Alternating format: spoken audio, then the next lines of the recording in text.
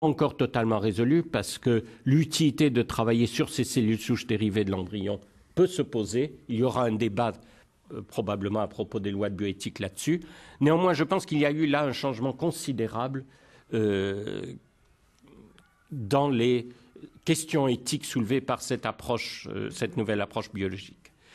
Maintenant, si on laisse de côté donc ce problème de l'embryon et de ces cellules souches embryonnaires, quelles ont été les graves erreurs, les problèmes éthiques? À nouveau, je pense, ce sont des problèmes d'annonce prématurée, de nier les difficultés qu'on rencontrerait. Or, ces difficultés, elles étaient familières à tous les chercheurs qui avaient déjà travaillé sur ce type de cellules, en particulier leur instabilité, le risque que ces cellules deviennent cancéreuses.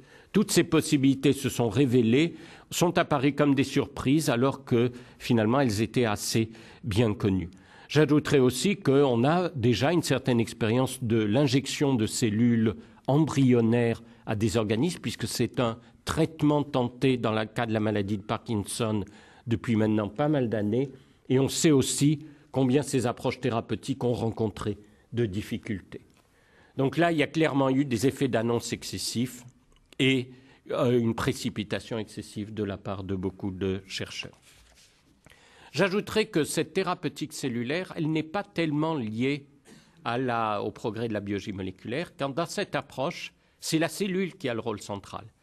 Et l'idée, c'est que quand on injecte des cellules, les cellules d'elles-mêmes vont gagner le bon tissu de l'organisme, s'intégrer aux autres cellules, former les connexions nécessaires, etc., etc. Donc c'est une thérapeutique qui respecte l'intégrité au moins du niveau cellulaire. Alors, troisième type d'approche, le diagnostic prénatal et préimplantatoire. Il y a là effectivement une influence des approches moléculaires au niveau des outils, mais aussi au niveau d'un certain déterminisme génétique. Vous connaissez sans doute le cas, vous avez entendu parler de ces exemples de diagnostic qui seraient possibles, donc avant la naissance, du risque de développer un cancer du sein, et que dans certains pays, aux États-Unis, ceci a conduit certaines personnes à pratiquer une chirurgie lourde d'ablation des seins pour éviter tout risque ultérieur de cancer. Là, on voit bien comment ce déterminisme génétique a pu influencer, conditionner ce type d'attitude, alors qu'évidemment, l'attitude raisonnable est simplement de considérer que ces personnes ont un risque supérieur et qu'il faut qu'elles soient surveillées de manière très étroite pendant leur vie, mais n'implique pas une chirurgie aussi lourde. Ces quelques exemples mis à part et le fait que, si on regarde le problème du diagnostic prénatal aujourd'hui, en réalité, dans la majorité des cas, ce ne sont pas des diagnostics moléculaires qui sont opérés. Ce sont soit des études de karyotype, donc l'étude des chromosomes, soit, plus souvent encore, ce sont des anomalies repérées par l'examen qui repère la forme de l'embryon. C'est donc ces nouvelles connaissances de la biologie ne jouent pas un rôle si majeur dans ces questions du diagnostic prénatal, un peu plus dans le diagnostic préimplantatoire, mais le diagnostic préimplantatoire n'a pas encore une importance numérique considérable. J'insiste peut-être sur ce point, vous me direz c'est marginal que ce soit la nouvelle connaissance moléculaire qui soit impliquée ou pas. Pas tout à fait, parce que je pense qu'il ne faut pas lier tous les problèmes et il faut voir que dans ces questions justement de diagnostic prénatal, ce n'est pas le déterminisme génétique qui joue un rôle important, mais c'est une certaine vision de ce qu'est l'enfant idéal, de sa morphologie idéale, qui est beaucoup plus influente que ce déterminisme génétique. J'ai fait très rapidement le tour de cette biologie fonctionnelle. Je voudrais maintenant en venir à la biologie évolutionniste. De la biologie évolutionniste, donc c'est la branche de la biologie qui s'intéresse à l'évolution des formes vivantes et tente de comprendre les mécanismes de cette évolution.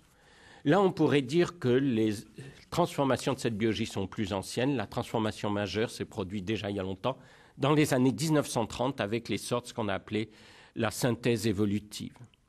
Juste un mot, puisque c'est un thème qui sera d'ailleurs discuté dans un autre colloque qui se tiendra ici à l'automne. La théorie de l'évolution aujourd'hui, c'est un ensemble théorique complexe. Et je ne pense pas, comme on l'entend dire quelquefois, que c'est une théorie qui soit interrogée ou qui soit en danger ou qui soit susceptible d'être renversée. Ce n'est pas le cas. Premièrement, il n'y a pas de théorie d'ensemble théorique concurrent de ce qu'est la théorie de l'évolution. C'est un ensemble théorique. Ce n'est pas, comme on dit souvent, la sélection naturelle, point. C'est beaucoup plus complexe que ça. Et deuxièmement, quand il y a des remises en cause, et il y en a beaucoup, elles consistent simplement à voir, parmi les mécanismes qu'on connaît déjà, et sans doute d'autres mécanismes qu'on découvrira, quelle est la part relative de ces différents mécanismes dans l'évolution des formes vivantes. Alors, quels sont les enjeux philosophiques? Bon, le premier enjeu, c'est évidemment la question du hasard.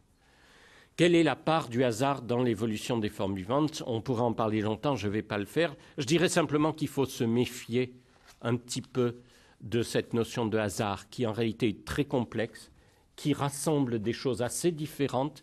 Il y a bien sûr une part de contingence dans la vision que les biologistes ont de l'évolution des formes vivantes, mais cette part n'est pas souvent celle qu'on croit.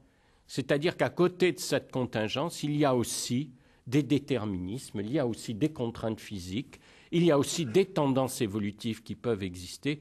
Le paysage est beaucoup plus complexe. Deuxième question philosophique, c'est la notion de progrès, de sens. Est-ce qu'il y a un sens à l'évolution des formes vivantes? Là encore, je serai bref parce que c'est une question redoutable et qui méritera un long débat. Ce que dirait sans doute la majorité des biologistes aujourd'hui, c'est qu'il faut sans doute donner des critères si on veut trouver un sens à l'évolution. Dans le sens qu'on ne peut pas dire qu'il y ait des organismes qui soient plus évolués que les autres de manière absolue. Il y a eu des formes d'évolution différentes. Les micro-organismes, les bactéries aujourd'hui sont des organismes très évolués. Simplement, c'est des organismes qui ont optimalisé leur vitesse de reproduction et pas l'acquisition de fonctions complexes comme ont pu le faire d'autres branches de l'évolution. Donc il n'y a pas un sens unique à l'évolution des formes vivantes. Maintenant, troisième remarque, je voudrais dire aussi qu'il faut se méfier dans la théorie de l'évolution d'un certain nombre de visions très métaphysiques, comme celle du biologiste anglais Richard Dawkins, dont vous avez sans doute entendu parler, vision dans laquelle les gènes, au fond, traversent l'histoire. Il y a une volonté des gènes, il y a une vision Schopenhauer, analogue à la vision de Schopenhauer de l'action des gènes. C'est une vision totalement fausse, qui ne correspond pas à la vraie vision qu'ont la majorité des biologistes, et c'est, je pense, une vision dangereuse. Et puis, la dernière question que je n'ai pas abordée, mais qui évidemment est derrière souvent les interrogations sur l'évolution, c'est les rapports de l'être humain avec l'animal. Et en particulier aujourd'hui, justement, au niveau génétique, génomique, puisqu'on a la séquence complète des génomes de l'homme et puis de des singes qui sont le plus proches de l'homme du point de vue évolutif. Alors, il faut là encore se méfier de ce que disent certains biologistes. Par exemple, vous savez, on a beaucoup lu dans les journaux ces derniers temps que c'était extraordinaire la petite distance génétique qui séparait l'homme du chimpanzé. Ça n'a aucun sens scientifique de dire ça. 5% de différence, ce chiffre magique ou 1%, qui est le chiffre qu'on voit partout, ne représente qu'un des types de variations qui est intervenu lors de la spéciation différente de l'homme et du chimpanzé. Il y a beaucoup d'autres modifications qui ne sont pas prises en compte dans ce chiffre, et donc le chiffre qu'on peut donner varie de 1 à 10%. Deuxièmement, 1% c'est petit, si on veut. C'est très grand si on regarde le nombre de mutations qui a été impliqué dans cette variation. Ça représente à peu près au moins 30 000 variations élémentaires, et en prenant donc le minimum de variations. 30, ça veut dire qu'il y a 30 000 possibilités de modification de gènes qui sont intervenues dans la lignée humaine. Donc c'est beaucoup. Donc méfions-nous de ces chiffres qui ne veulent rien dire. J'ajouterais qu'il y a effectivement beaucoup peut-être de tendance aujourd'hui à tenter de réduire la distance entre l'homme et les animaux qui lui sont le plus proches au niveau des comportements, du langage, des cultures, etc.